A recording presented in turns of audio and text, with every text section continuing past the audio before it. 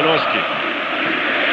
I evo sada Pjanovića, pobegao je Saviću, Pjanović i 1:0 za Crvenu zvezdu. 42. minut susreta, Mihajlo Pjanović postiže vodeći gol na ovom meču, svoj 14. u šampionatu. Crvena zvezda vodi sa 1:0.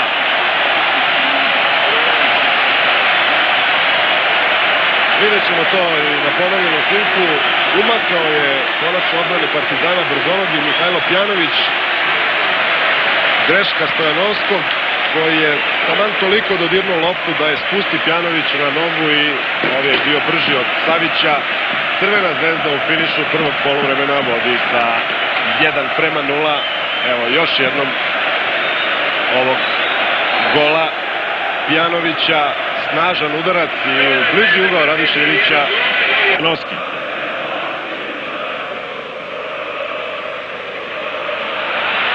Lerinc. Evo dobre lopte sada za Gvozdenovića. Gvozdenović. Na drugoj strani je Bošković i 2:0.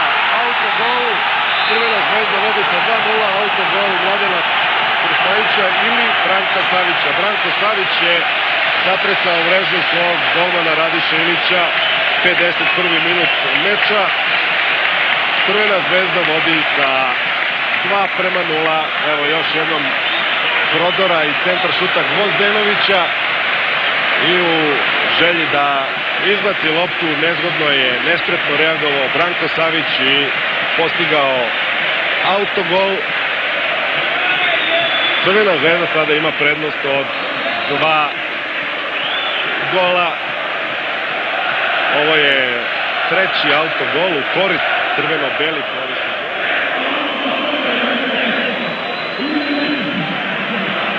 Peković, uspeo da se pridigne Peković, evo prilike sada za Partizan, šansa za Kežmana, Kežman i gol.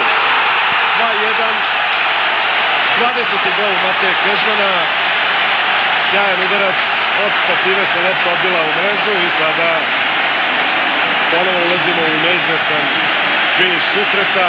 73 minuta igre, akcija Milorada Pekovića, kada su zaspali odbrambeni igrači Crvene zvezde.